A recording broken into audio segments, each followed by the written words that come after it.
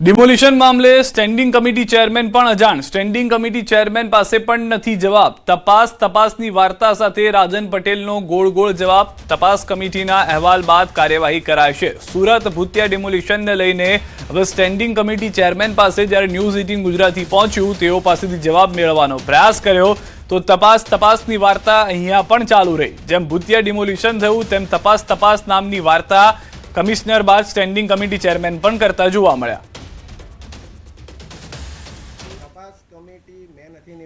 તપાસ કમિટી વહીવટી પાંખ તરફથી નીમવામાં આવેલી હતી અને એ વહીવટી પાંખને જે રિપોર્ટ પણ કરે છે અને રિપોર્ટને આધારે જ જે તે આગળના પગલાં ભરાતા હોય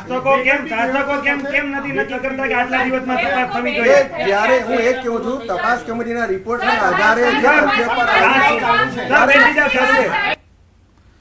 તો અહીંયા પણ સ્ટેન્ડિંગ કમિટી ચેરમેનને આપે સાંભળ્યા.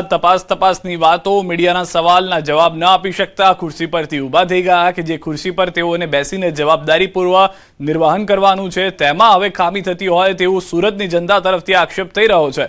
સ્ટેન્ડિંગ કમિટી ચેરમેન પાસે પણ જવાબ નથી તો પછી આ ડિમોલિશન કોણ કરી ગયું તે ખ્યાલ કેવી રીતે આવશે? તો તેનો પણ જવાબ છે તપાસ.